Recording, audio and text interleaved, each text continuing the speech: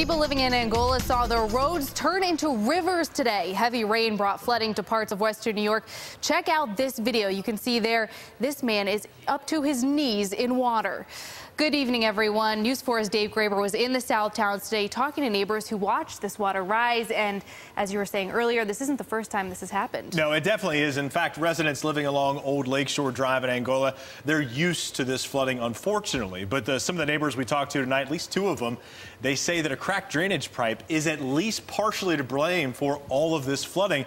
And the frustrating thing for them is that this is a problem the authorities have been aware of since last fall.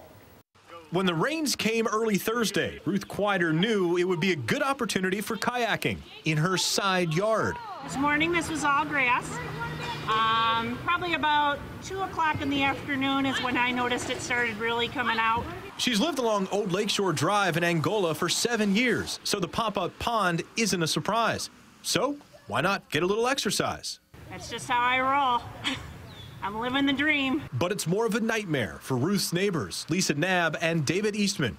Like Ruth, they've seen this before. $600 of flowers and vegetables gone, mulch, everything. It's a mess. Their frustrations grow on one simple fact. Authorities have been aware of the problem since November. Now it's too late.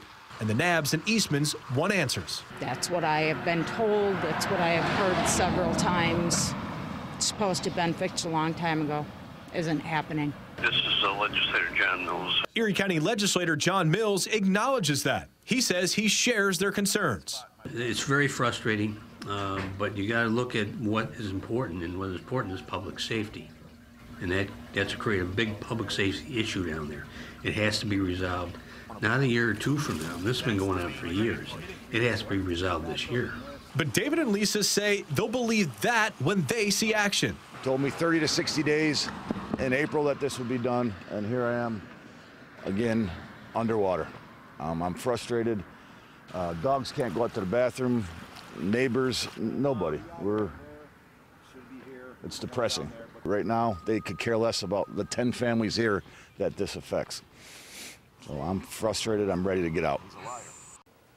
Now, as I said at the top, one of the more frustrating parts of this for people like David and Lisa is the new drainage pipe won't totally fix the problem, but it'll certainly make for less water that inundates their properties every time it rains as hard as it did today. There's also no timeline for when this work would start. Reporting live in the studio, Dave Graber, News 4 at 10.